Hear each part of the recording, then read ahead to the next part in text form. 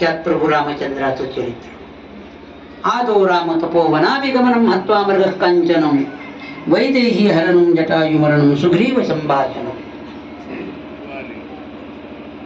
ह्या श्लोकानं सगळं वर्णन केलं, राम अवताराचं वर्णन केलं. पण त्या रामनामाचं महात्म्य काय आम्हाला थोडक्यात सांगा.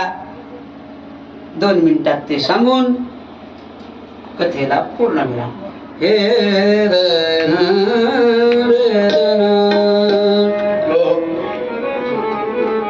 उद्या कृष्ण जन्म होईल, त्यासाठी लागणारं साहित्य सुंठवडा वगैरे, काला, त्याचं साहित्य, आणि जमलं तर रुक्मिणी विवाहापर्यंत सांगण्याचा प्रयत्न करू. म्हणून भगवंताचं लग्न आहे. इतराच्या लग्नाला आपण नटून खटून जातो ब्युटी पार्लर मधून, तसं आपणही भगवंताचं लग्न आहे, त्या दृष्टीनं आपली तयारी. रामनामाचं सामर्थ्य काय आहे आमच्या ताईने मला सांगितल्यामुळे म्हणतो.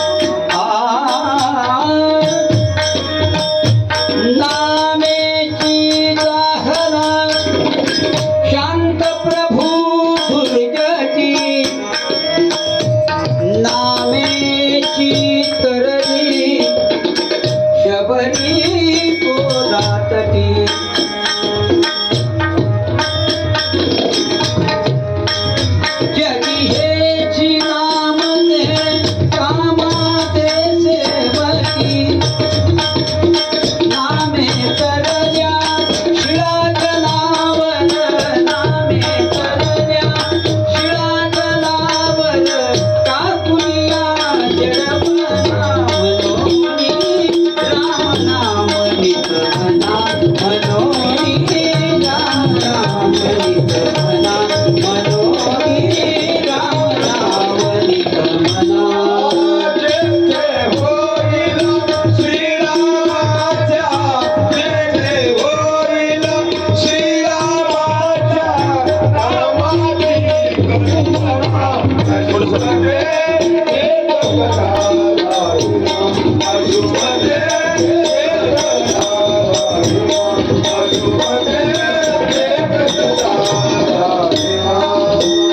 सीताराम राम राम राजा राम राम राम सीताराम राम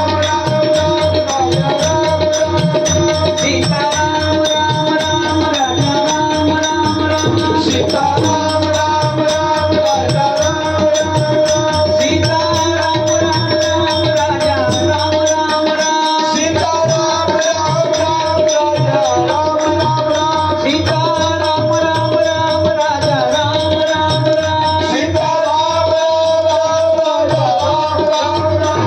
सीताराम राम राम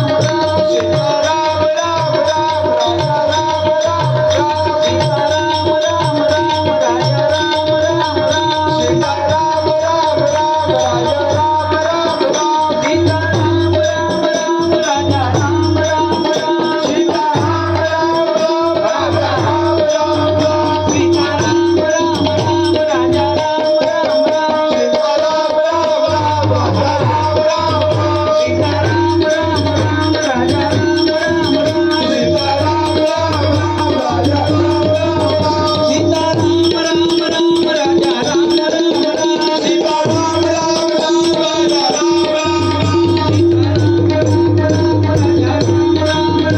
राम राजाधिराज रामचंद्र भगवान की जय। माधवा स्वामी महाराज की जय। सदानंदी सब लोग बोलो भगवान की जय। गंगा माता की जय। नमः पार्वती देव हर हर महादेव। भागवत महापुराण की जय।